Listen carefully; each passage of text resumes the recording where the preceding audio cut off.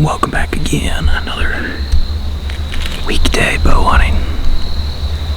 Got here after work. It's already like 6. I mean, deer could show up literally any second, so I was making it quick. Had that fox squirrel come in, and he was kind of cool. He had a white nose and a white tip on his tail. Those fox squirrels are cool. They got all kinds of colorations. You'll see them almost pure white, and classic orangey brown, and then even some black ones and everything in between. So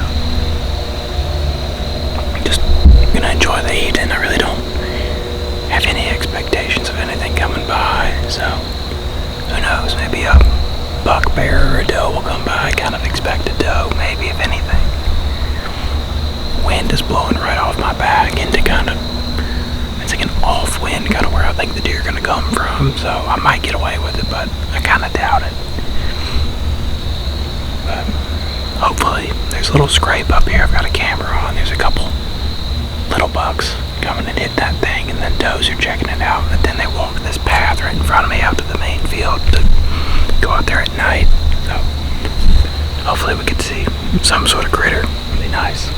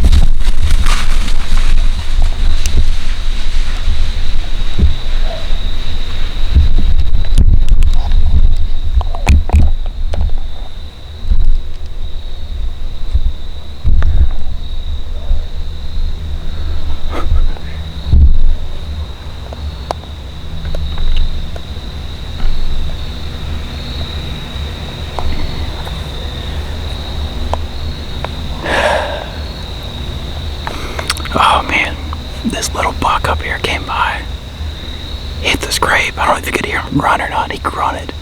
And of course that doe was not going to put up with it. She did not want to be chased around. And then she walked out of frame, and she was like 22. I'm pretty sure I just crushed her. I mean,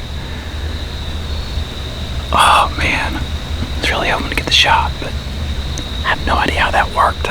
Her fawn picked me off here at 10 yards. I'll probably climb down here in like 10 or 15 minutes and go find her before it gets too dark. Get her out of here. Of course, she ran into the deepest valley in the property. Man, it's awesome. I never got a look gonna assume it was one of those little ones I've been getting pictures of, or a spike or something. I don't think it was anything big. I'm gonna load up another arrow, just give it a couple minutes and just see what happens. I'll show you what I'm shooting here. It's a 595 grain setup. And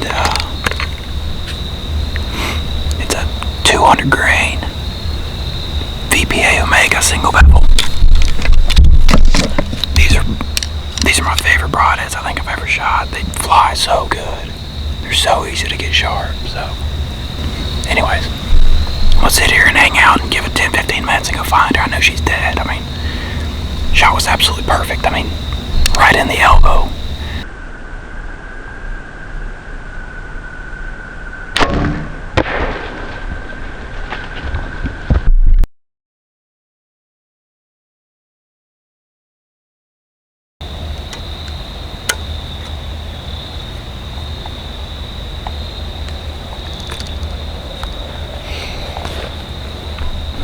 Well, it's been about 10 minutes. Go ahead and get my stuff together and climb down here. I'll leave everything up here except for the bow. I mean, the shot looked absolutely perfect. I don't think y'all are gonna be able to see it on the camera, but if my expectations are right and this arrow looks as good as I think it's about to, I don't think she made it more than 50 yards, to be honest. So.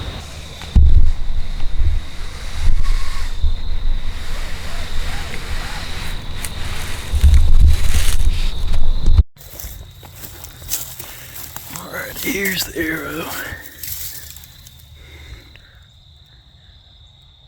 Looks good.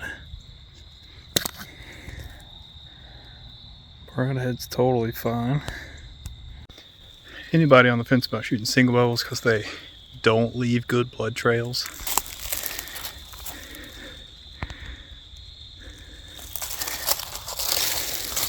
I mean, I don't know what more you want. Seems completely good blood trail to me. Can't really complain about that. So, of course, she pretty much died running, and as deer do,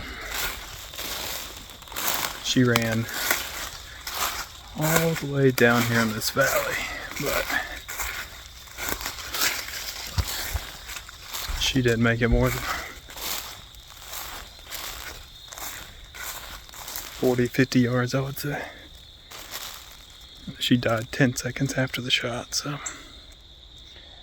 really happy with that. Well, second doe of the year here, guys. That's mature doe. About a 20-25 yard shot. Her fawn was just running around like crazy everywhere, and I didn't know if I was gonna get a shot or not because the fawn came into like 10 yards and busted me. And as soon as I drew back on this one and I had her in frame, I heard a little buck. I'm assuming it was a little buck. He hit the scrape next to me and grunted. Turkeys. Anyways, he hit a scrape next to me and started grunting. And she took attention to that and just, I don't know, she just didn't want to put up with it basically, and she was getting out of dodge to get away from that little buck. So I had to stop her, and of course I don't think she was in frame for you guys, but another absolutely perfect shot right on the elbow. I mean, I'm sure it's a hard shot, but I'm just going to show this again. Kind of dove into this pretty much in detail in my last video, but this is why I shoot the single bevels. You can't see it in here, but that's a piece of bone.